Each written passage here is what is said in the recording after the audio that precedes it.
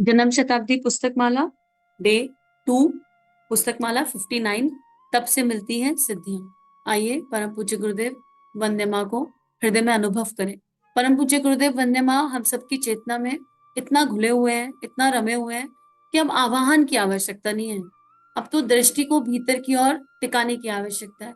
आवाहन उसका किया जाता है, इनविटेशन उसको दिया जाता है, इन्वोकेशन उसका किया जाता है जो कहीं बहुत दूर हो, और फिर उसको टाइम टू टाइम बुलाना है, टाइम टू टाइम उसका उसको इनवाइट करना है। पर हम लोग परम पूज्य गुरुदेव वंदे माँ में गुंथ चुके हैं। हम अपने गुरु मंडल में उन देव शक्तियों में पूरी तरह गुंथ चुके हैं। और परम पूज्य गुरुदेव के ये प्रवचन इसलिए हमारे जीवन में पहुंच रहे हैं ताकि हम ऊर्जा शरीर से, तीनों शरीरों से, भावनाओं से, विचारणाओं से, हर तरह से उनके हो जाएं, और वो हमारे, हम उनमें घुल मिल जाएं। तो अपने अंदर झांक कर देखेंगे, और जब अपने अंदर देखेंगे तो अपने तीनों शरीरों पर गुरुदेव माता जी मुस्कुराते हुए दिखाई देंगे। हमारे जो भी गुरु हैं, यहाँ पर गुरु को किसी देह में मत बांधिए। गुरु कोई व्यक्ति नहीं है, गुरु एक दिव्य विचार है, गुरु एक शक्ति है। गुरु वो है जो गुरूर तोड़ देता है और उस ईश्वर से मिलाता है। तो अपने तीनों शरीरों को देखिए, अनुभव कीजिए, मानसिक रूप से जप करते रहेंगे, और इस स्वाध्याय की ऊर्जा को, गुरुदेव के इन प्रवचनों को आत्मसात करेंगे, अपने भीतर उतारेंगे। पिछले स्वाध्याय में गुरुदेव ने हमें बताया कि किससे कम में काम नहीं चलेगा। गुरुदेव ने कहा कि हमको तो तुम्हारे अंदर से तुम्हारा बेस्टेस्ट वर्जन निकालना है। तो हम जौहरी हैं और तुम सोना हो, और हमको तुमको तपाना है। हम अगर लोहार हैं तो तुम लोहे का हमारा प्यारा सा टुकड़ा हो, हमारे लिए बहुत कीमती हो। दुनिया के लिए बेकार हो सकता है लोहा, जंग लगा वहां, लेकिन लोहार से पूछो उसकी कीमत, उसके लिए बड़ा कीमती होता है। तो हमारे लिए तुम बहुत बेशकीमती हो, बहुत इंपॉर्टेंट हो, और बहुत ही महत्वपूर्ण हो। और हमको तुमको तपाना है और तुमको गलाना है, सब कुछ हमको ही करना है। तुमको क्या करना है, अपने आप को ढीला छोड़ दो, ताकि हम तुमसे तुम्हारा बेस्टेस्ट वर्जन निकाल सकें। तुम्हारा बेस्टेस्ट वर्जन जिसके बारे में तुमको भी आइडिया नहीं है, तुम्हें कोई आइडिया नहीं है कि तुम्हारा बेस्टेस्ट वर्जन क्या है। और उसके लिए तुमको क्या करना पड़ेगा, उसके लिए तुमको अपने आप को ढीला छोड़ना पड़ेगा, और जो भीतर बकवास चल रही है फालतू की, उसको बंद करना पड़ेगा। कौन सी बकवास? गुरुदेव हमको अय्याशी की जिंदगी चाहिए, खुशहाली की भी जिंदगी चाहिए, हम मजे भी उड़ाना चाहते हैं, और हम आध्यात्मिकता के मार्ग पर भी चलना चाहते हैं। उसको गुरुदेव ने सिरे से खारिज कर दिया। उसको गुरुदेव ने कहा दोहरा व्यक्तित्व नहीं चाहिए, तुम दो मुंहे सांप मत बनो, तुम वो कछुआ मत बनो जो ना इधर का है ना उधर का है। गुरुदेव ने कछुए के एग्जाम्पल से हमको इस चीज को समझाने का प्रयास किया। आगे गुरुदेव लिखते हैं, तपस्वी जीवन बनाइए। क्या होता है तपस्वी जीवन? भगवान बुद्ध अंतिम भगवान है, जो हमारे सबसे नजदीक आते हैं। भगवान के 10 अवतार हुए हैं या 20, इस बहस में मैं नहीं पढ़ना चाहती। 10 अवतारों का भी जिक्र आता है और 24 अवतारों का भी जिक्र आता है। दोनों ही अवतारों में अंतिम अंतिम अवतार हमारे बुद्ध हुए। भगवान बुद्ध ने जनसाधारण का जैसा बढ़िया मार्गदर्शन किया, मैं नहीं जानता कि इससे अच्छा कोई मार्गदर्शन किया हो। कलाओं के इतिहास में भगवान की कलाओं का जैसे जैसे विकास हुआ, उस क्रम में सबसे ज्यादा कलाएं भगवान बुद्ध में है। परशुराम जी में 3 कलाएं थी। श्री रामचंद्र जी की 12 कलाएं पुराणों में मानी गई। श्री कृष्ण भगवान की 16 कलाएं मानी गई। बुद्ध की कितने कलाएं मानेंगे मुझे मालूम नहीं, लेकिन कलाओं के क्रम में यह इतिहास बढ़ता हुआ चला गया। जब भगवान बुद्ध की बात आती है ना, तो एक बहुत विचारणीय बात आती है, और जो हम सबको बहुत सूट कर सकती है। अगर ध्यान से हम भगवान बुद्ध का जीवन देखेंगे, तो बुद्ध को एक अवस्था कहा जाता है। बुद्ध एक अवस्था है। एक साधारण बालक सिद्धार्थ रूप में जन्मा, और उसके माता पिता को क्या था? उसके माता पिता को भय था भविष्यवाणी के चलते कि ये कहीं जो है तपस्वी ना बन जाए, साधु ना बन जाए, सन्यासी ना बन जाए, राजकाट कौन संभालेगा, राजपाट, और क्या होगा इस राज्य का, तो इसको तो यही संभालना है। तो उनके माता पिता ने क्या किया, उनको सारी फैसिलिटीज दी, वो फैसिलिटीज जिससे उनकी इंद्रियां पूरी तरह संसार में लिप्त हो जाए। हम भी तो ऐसा माता पिता यही करते हैं। अगर हमारे बच्चे के लिए भविष्यवाणी हो जाए, तुम्हारा बच्चा कल को बुद्ध बनेगा, विवेकानंद बनेगा, निवेदिता बनेगा, भगत सिंह बनेगा, या ऐसा कोई साधु सन्यासी बन जाएगा, तो हमारी जो घबराहट है ना, वो बच्चे के जन्म से शुरू हो जाएगी। तो वो राजा थे, वह सिद्धार्थ के पिता, माता पिता, तो उनकी भी वो घबराहट चालू हो गई, और उन्होंने सिद्धार्थ को बचपन से ही सारे सारे संसारिक इंद्रियों के विषय दिए, जिन इंद्रियों के विषय से हमें मुक्त होना है। लेकिन उनकी आत्मा का जो मूल था, उनकी आत्मा की जो बेसिक पुकार थी, वो खत्म नहीं हुई, और उनको कभी कुछ देखने ही नहीं दिया गया कि दुनिया का सत्य क्या है। उन्हें बुढ़ापा नहीं देखने दिया गया, मृत्यु नहीं देखने दी गई, दुख रोग कष्ट नहीं देखने दिए गए। पर जब उन्होंने देखा, तो भीतर से सारे पर्दे एक क्षण में गिर गए। जो विषय वासनाओं में वो उलझे हुए थे, जिसका सत्य उन्हें नहीं पता था कि वो कहाँ उलझे, उनको लगता था यही परम सत्य है, यही परम सुख है, तो 1 मिनट के अंदर सारे पर्दे भीतर से गिर गए। एक क्षण उन्हें नहीं लगा, और उन्होंने उन विषय वासनाओं से, इंद्रियों के विषयों से स्वयं को दूर कर दिया एक क्षण में। आसान नहीं है जो उन्होंने किया जीवन में, और इतना बड़ा राज्य, इतना सब कुछ छोड़कर, एक दिव्य संतान को छोड़कर, इतनी सहयोगिनी साथी को छोड़कर वो चले गए। आसान नहीं था, बहुत कठिन था, बहुत मुश्किल था, लेकिन उन्होंने किया। फिर बुद्ध एक अवस्था है, उन्होंने धीरे धीरे धीरे धीरे सारी साधना करके ये जाना कि ईश्वर क्या है। और फिर भगवान बुद्ध को भगवान का दर्जा क्यों मिला? क्योंकि उनको भगवान मिल गए थे, उनको भगवान बहुत पहले मिल गए थे। लेकिन उन्होंने भगवान से कहा, उनके गुरु, जब आप हम पढ़े, एक बुक पुस्तक है जहां जहां चरण पड़े गौतम के, उसको पढ़िए, बड़ी प्यारी पुस्तक है, उसमें भगवान बुद्ध के बारे में बहुत सुंदर समझाया है। उनको जब ईश्वर मिल गए, ईश्वर की प्राप्ति हो गई, और तो उन्होंने अपने गुरु से कहा, ये जो आप मुझे बता रहे हो ये तो हो गया, मुझे तो इसके आगे का जानना है। तो उनके गुरु ने कहा, इसके आगे का तो मुझको नहीं पता, और तुमको क्यों जानना है? तो कहते हैं, इससे मेरे दुखों का अंत हुआ, ये जो मुझे मिला इससे मेरे दुखों का अंत हुआ। लेकिन मैंने यात्रा इसलिए शुरू ही नहीं करी थी कि मेरे दुखों का अंत हो। मेरी यात्रा की शुरुआत ही ये थी कि इसमें, यहाँ जो संसार में लोग हैं उनके दुखों का अंत हो जाए। मुझे वो रास्ता चाहिए जिससे सभी के दुखों का अंत हो जाए। इस दिव्य भावना के कारण उन्हें भगवान का दर्जा मिला, और वो अपनी यात्रा आगे करते रहे, करते रहे, करते रहे, जब तक उन्हें वो मार्ग नहीं मिल गया जिससे सबके दुखों का अंत हो जाए। फिर वो आए, उन्होंने दीक्षाएं देनी शुरू करी, और उनका ऑरा ऐसा हो गया था कि लोग उनके पीछे पीछे होते चले गए। फिर उन्होंने चीजों को जाना समझा। पहले वो पुरुषों को दीक्षा देते थे, फिर उन्होंने स्त्रियों को दी।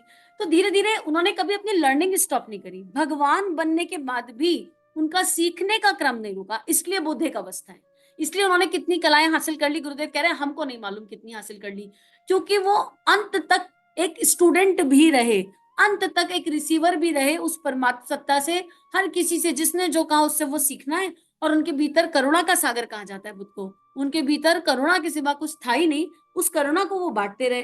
तो इसलिए गुरुदेव कह रहे हैं कि बुद्ध की कितनी कलाएं हैं हमको मालूम नहीं, लेकिन कलाओं के क्रम में यह इतिहास बढ़ता हुआ चला गया। और इसलिए आज भी भगवान बुद्ध को याद किया जाता है। समूह की शक्ति का जागरण किया भगवान बुद्ध ने। भगवान बुद्ध कहते हैं कि समूह की शरण में आ जाओ, ईश्वर की शरण में तो आ जाओ, लेकिन समूह के साथ चलो, संघ के साथ चलो। उस संघ की शक्ति को उन्होंने स्थापित किया।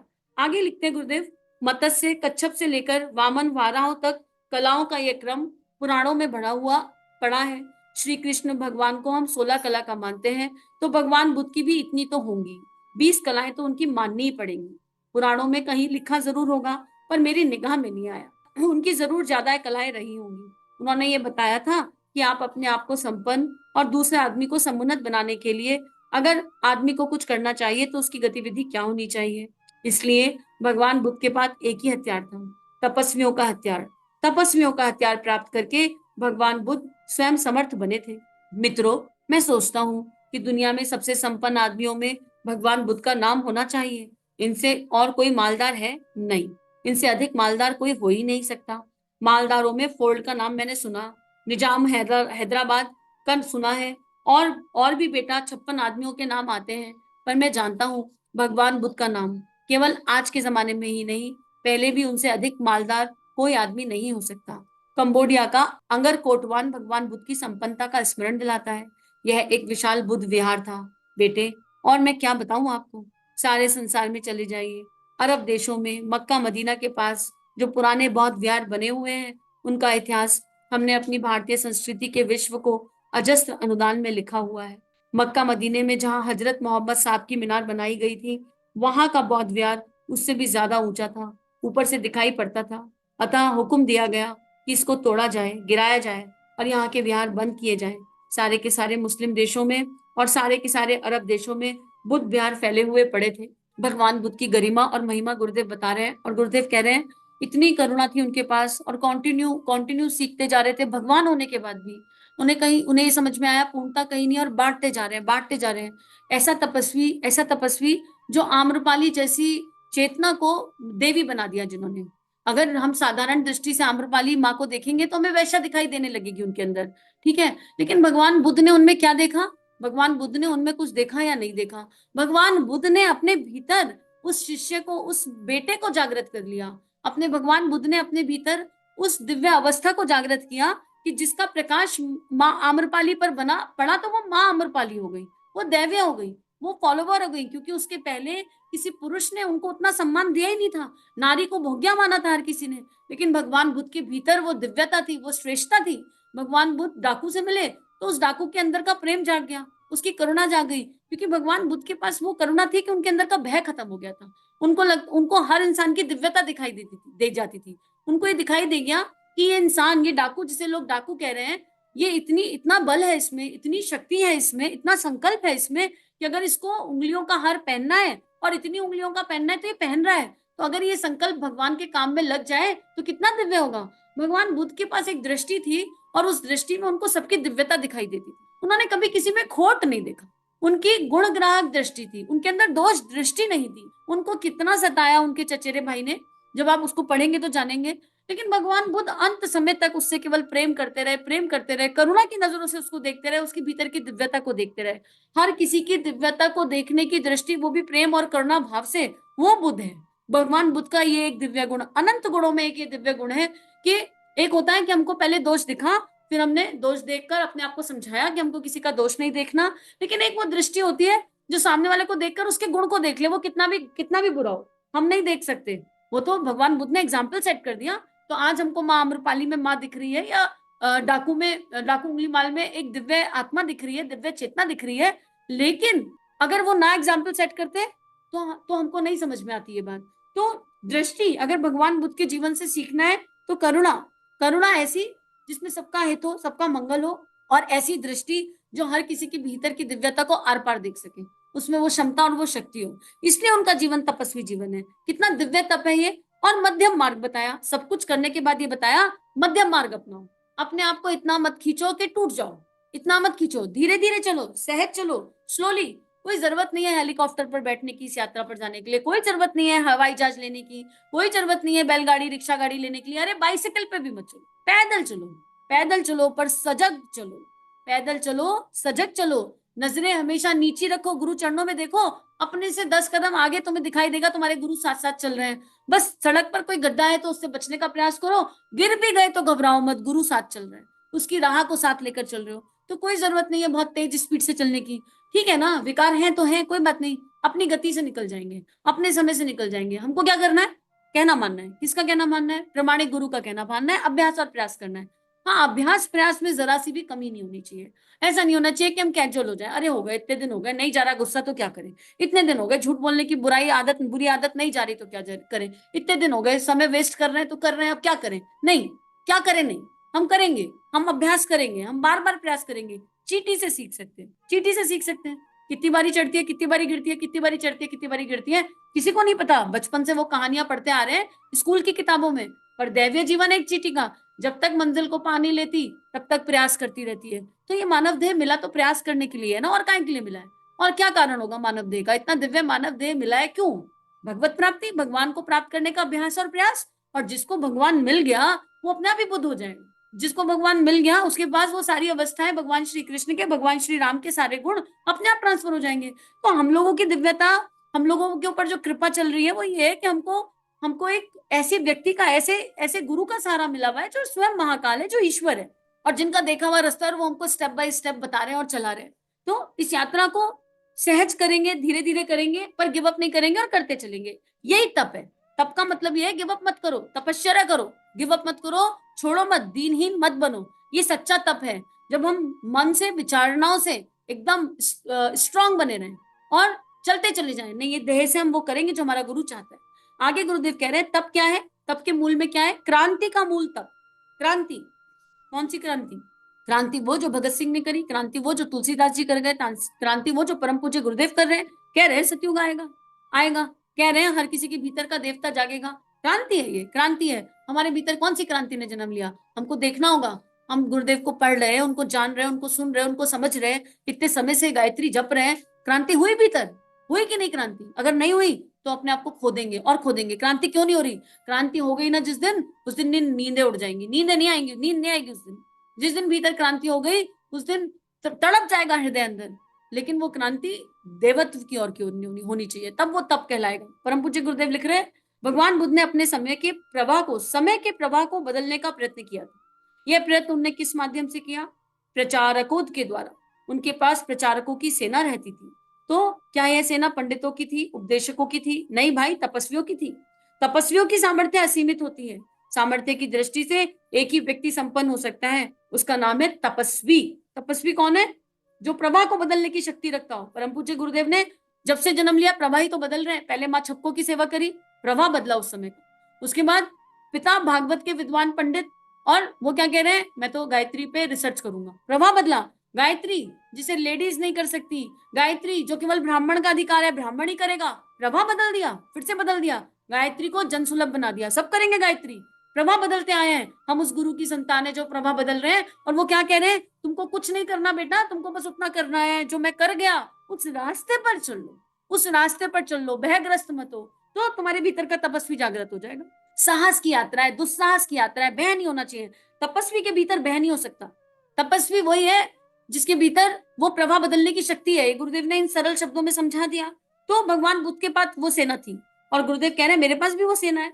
हम सब कौन है, भगवान बुद्ध के पास एक सेना थी, निश्चित रूप से उस सेना में भी कहीं ना कहीं तो रहे होंगे। तो भगवान बुद्ध को गुरु मानकर उनको चरण स्पर्श करते हैं, उनको चरण वंदन करते हैं। और आज परम पूज्य गुरुदेव के अंदर तो सारे हैं। परम पूज्य गुरुदेव ठाकुर थे, ठाकुर रामकृष्ण परमहंस रहे। ठाकुर रामकृष्ण परमहंस ने भगवान बुद्ध को जिया है, पढ़ के देखिए। रामकृष्ण लीला प्रसंग में आता है कि कैसे भगवान बुद्ध उनके भीतर समा गए थे। तो परम पूज्य गुरुदेव में सारी अवतारी चेतनाएं बसती हैं। तो स्वयं भगवान बुद्ध फिर परम पूज्य गुरुदेव के रूप में सामने है, और हम उनकी वो तपस्वी सेना है।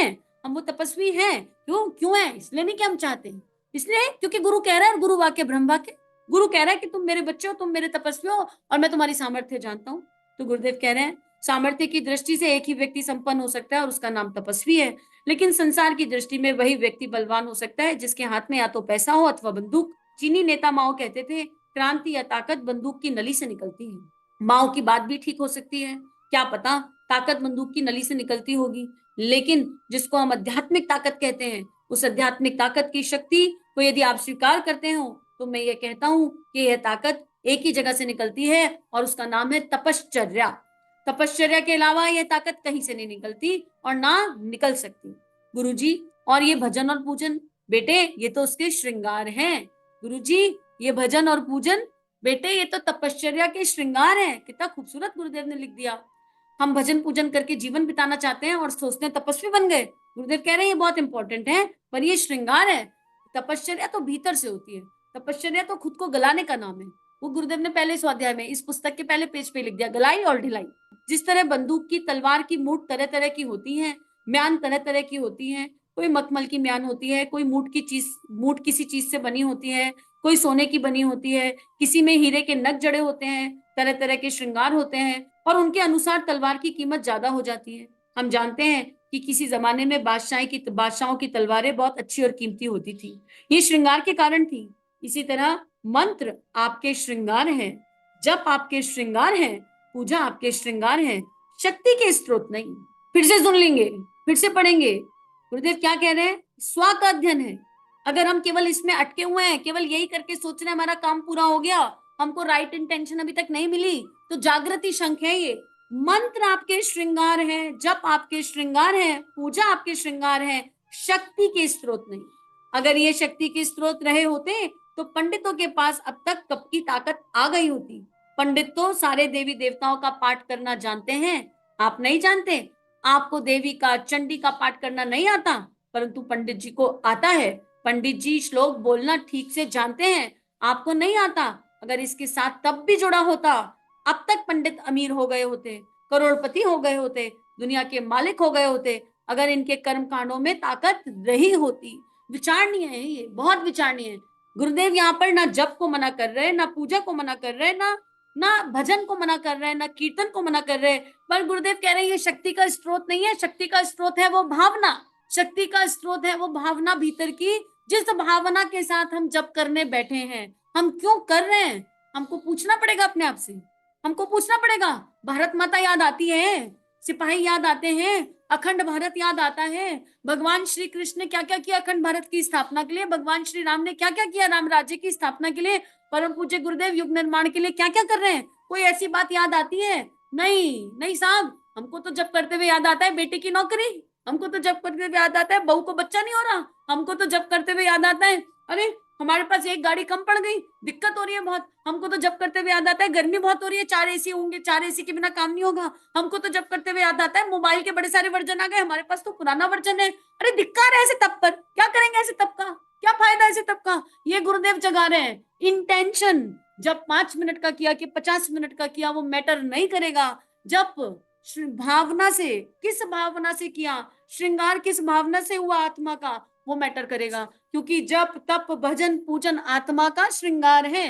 पास में कोई कलप रहा है, रो रहा है, दुखी है, पीड़ित है, उसको नाश्ता देने की आवश्यकता है, नहीं हमको तो जप करना है, हमारा जप का समय हो गया, तो कर लो जब, फिर कमरे में बैठकर बंद कर लो, रोने दो बाजू वाले को। अगर भगवान के खाते में काउंट हो गया ना, तो भगवान ही अपना नाम बदल लेंगे। काउंट नहीं हो सकता ऐसा जब। हाँ, हमारे देह भाव में बहुत काउंट हो जाएगा, हमने कितनी माला करी, कितनी नहीं करी, पर गुरुजी को नहीं चाहिए ऐसा जब। मना करे गुरुजी, मुझे नहीं चाहिए ऐसा जब, मुझे तो तप चाहिए, मुझे तप से जुड़ा हुआ जप चाहिए, मुझे तप से जुड़ा हुआ भजन चाहिए। और भावनाओं में बहुत शक्ति होती है, करके देखिए भावनाओं से जब। कोई नहीं कह रहा कि घर से निकलो, अपनी परिस्थिति चेक करो, अपनी स्थितियों को चेक करो, भय मुक्त हो जाओ। भय मुक्त होकर फिर देखो कि हमारी परिस्थिति क्या अलाउ करती है। उस परिस्थिति से दिव्य भावना के साथ अगर भगवान से जुड़ गए, उस परम शक्ति के स्रोत से जुड़ गए और 5 गायत्री मंत्र भी कर दिए ना, तो जीवन धन्य है। लेकिन जो उस शक्ति के स्रोत से जुड़ जाएगा, जिसके भीतर वो भावनाएं आ जाएंगी, यकीन मानो वो 5 गायत्री मंत्र पे रुकेगा नहीं, क्योंकि उसके भीतर से तो मंत्र अपने आप चलेगा, ऑटोमेटिक चलेगा। वो चाहे भी ना रुकना, रुक नहीं पाएगा। ऐसा होगा कि एक बार राम बोला तो राम राम राम राम बोलता ही जा रहा है, बोलता ही जा रहा है। एक बार राधा बोला तो राधा राधा राधा राधा निकलता ही जा रहा है, निकलता ही जा रहा है। एक बार गायत्री मंत्र बोला तो रुक ही नहीं पा रहा है। काम कर रहा है तो गायत्री निकल रही है, ध्यान कर रहा है तो गायत्री निकल रही है, ऑफिस गया है तो गायत्री निकल रही है। हर समय होने लगेगा। अनंत शक्ति के स्रोत से जुड़ गए, रुक कैसे जाएगा? वो इनफाइनाइट सोर्स है। तो आइए आज परम पूज्य गुरुदेव वंदे माँ के श्री चरणों में नतमस्तक होकर उनसे प्रार्थना करते हैं कि अब इन वृत्तियों को हर लो, अब इंद्रियों के इन विषयों को हर लो जिनमें उलझे पड़े हैं। और तपश्चर्या क्या होती है, तपश्चर्या का अनुभव और एहसास क्या होता है, अगर उचित लगे तो हमारी आत्मा में उसको स्थापित कर दो। इस भाव के साथ भावना करेंगे कि हम समस्त गुरु भाई बहन, समस्त धरती की समस्त जीवन जागृत आत्माएं, क्योंकि ये स्वाध्याय एक अकेला नहीं कर रहा, ये स्वाध्याय सारी जागृत आत्माएं कर रही है, क्योंकि परम पूज्य गुरुदेव हम सबको स्वयं का अध्ययन करा रहे हैं। तो हम सब एक साथ शरणागति के भाव से अपने अपने गुरु को, उस गुरु मंडल को, उस गुरु रूपी विचार को नतमस्तक हो गए और एक गायत्री मंत्र इसी भाव से कि परमात्मा अब दिशा दो, दिशा दो, दिशा दो। हम शरणागत हैं, शरणागत हैं, शरणागत हैं। ओम भूर्भुवः स्वाहा तत्सवितुर्वरेण्यं भर्गो देवस्य धीमहि धियो यो नः प्रचोदयात्। इदं श्री सद्गुरुवे नमः। चलिए मिलकर जीवन को खूबसूरत बनाते हैं, कुछ अच्छा बांटते हैं, मीठे गीत गुनगुनाते हैं। अगर ये वीडियोस आपके जीवन में प्रकाश ला रहे हैं, आपको अच्छे लग रहे हैं, तो चैनल को सब्सक्राइब कीजिए, वीडियोस को लाइक कीजिए और इस कंटेंट को विश्व वसुधा में फैला दीजिए। जय हिंद, जय भारत।